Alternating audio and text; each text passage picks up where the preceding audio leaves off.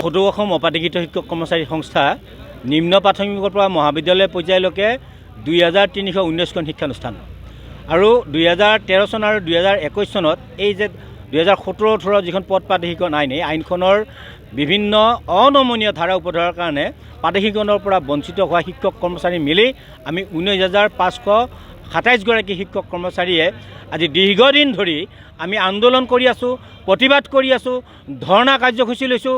যোৱা 23 চনত আমি 19 দিন পৰ্যন্ত অনশনৰ কাৰ্যসূচী লৈছোঁ। কিন্তু এই মাননীয় মুখ্যমন্ত্ৰী মহোদয় নেতৃত্বাধীন বিজেপি চৰকাৰখনে আমাৰ দাবীবিলাক মানি লোৱা নাই। আৰু ইতিমধ্যে আপোনালোকক বহুতবাৰ জনাইছোঁ সংবাদ মাধ্যমৰ জৰিয়তে 2022 চনৰ 20 অক্টোবৰত আমাক মাননীয় মুখ্যমন্ত্ৰী মহোদয়ে তেখেতৰ কাৰ্যালয়ক মাতি নি আমাৰ লগত আলোচনা কৰিছিল আৰু আমাৰ সমস্যাসমূহ সমস্যাসমূহ সমাধান কৰাৰ কাৰণে আইনখন সংশোধন সাপেক্ষে হ'লেও আমাৰ সমস্যাখিনি সমাধান কৰিব বুলি আমাক আশ্বাস আৰু প্ৰতিশ্ৰুতি দিছিল। আৰু তেখেতেই কৈছিল যে আমাৰ লগত দ্বিতীয়লানি আকৌ আলোচনাত বহিব, তেতিয়া মানে খাটাং যিবিলাক সিদ্ধান্ত বা সিদ্ধান্তসমূহ মানে চূড়ান্ত কৰিব। তেওঁ এই কথাষাৰ কোৱাৰ আজি 2 বছৰ পাৰ হ'ল। সমান্তৰালভাৱে আমি যিমান ধৰ্ণা আৰু প্ৰতিবাদী কাৰ্যসূচী প্ৰত্যেকবাৰতে মাননীয় শিক্ষামন্ত্ৰী মহোদয়ে আমাক মাতি নিয়ে, আমাৰ লগত আলোচনা কৰে। বহুবাৰ এনেকুৱা আলোচনা হৈছে, সিদ্ধান্ত হৈছে, মাইণ্ড নোটছ হৈছে, কিন্তু মাননীয় শিক্ষামন্ত্ৰী মহোদয়লৈ আমাৰ মানে শেহতীয়াকৈ আমাৰ অত্যন্ত বেয়া লাগিছে যে তেখেত আচলতে সেই চকীখনত বহি আছে, কোনো সিদ্ধান্ত ল'ব নোৱাৰে। আমি তেওঁৰ লগত আচলতে দুখত সমভাগী হৈছোঁ। তেখেত আচলতে নিৰূপায়। আমি বেয়া লাগিছে তেখেতৰ ইচ্ছা থকাৰ স্বত্তেও প্ৰাদেশিকৰণ কৰাৰ কোনো সিদ্ধান্ত ল'ব নোৱাৰে। কাৰণ এতিয়া অসমত ওৱান মেন আৰ্মি চলি আছে। এজন মানুহৰ নিৰ্দেশত গোটেই অসমখন চলি আছে। আমি সেইটোত মানে বিশেষ ক'বলগীয়া একো নাই। আমি বিচাৰিছোঁ যে মাননীয় মুখ্যমন্ত্ৰী মহোদয়ৰ নেতৃত্বতে আমাৰ এই অৱশিষ্ট যিখিনি শিক্ষানুষ্ঠান তেখেতে দিয়া প্ৰতিশ্ৰুতি আৰু আশ্বাস মতে প্ৰাদেশিকৰণৰ আওতাত ল'ব লাগে।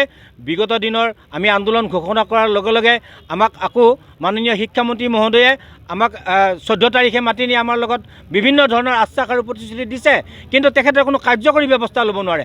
আমি দাবী কৰিছিলোঁ মাননীয় মুখ্যমন্ত্ৰী মহোদয়ে যিহেতু আমাক 2022 চনৰ 20 অক্টোবৰত আমাক তেখেতে প্ৰতিশ্ৰুতি দিছিল যে এই চূড়ান্ত সিদ্ধান্তৰ কাৰণে আমাৰ লগত পুনৰ আলোচনাত বহিব।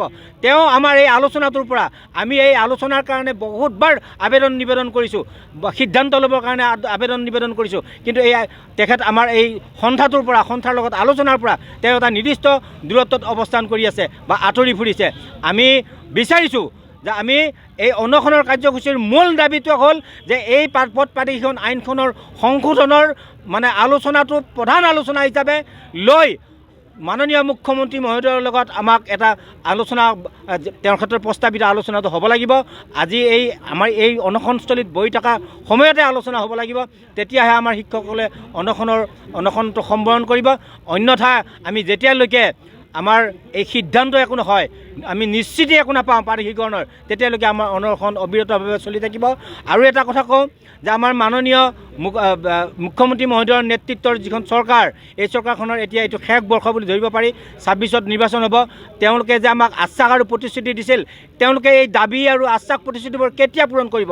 আৰু 6 মাহ পিছত তেওঁলোকৰ নিৰ্বাচনী বঁটা লাগিব। তেওঁলোকৰ আজি কৰ্ণাটক, কালি ঝাৰখণ্ড এই ৰকম ঘূৰি থাকিলে আমাৰ সমস্যাটো সমাধান কেতিয়াও নহয়। তেওঁ দিক বিদিক, তেওঁ যদি নেশ্যনেল লিডাৰ হ'ব গৈছে, নেশ্যনেল লিডাৰ হওক, মুখ্যমন্ত্ৰীত্বৰ দায়িত্বটো বেলেগক দিয়ক, দি আমাৰ লগত আলোচনাত বহক, সমস্যা সমাধান হ'ব লাগে। আমি আকৌ কৈছোঁ যে সদৌ অসম অবাধিত শিক্ষক কৰ্মচাৰী সংস্থাই যেতিয়ালৈকে এই দুৰ্ভগীয়া শিক্ষকসকলে ন্যায় নাপায়, তেতিয়ালৈকে আমাৰ প্ৰতিবাদী কাৰ্যসূচী চলি থাকিব। ধন্যবাদ। Stay informed, stay ahead. News NE 365.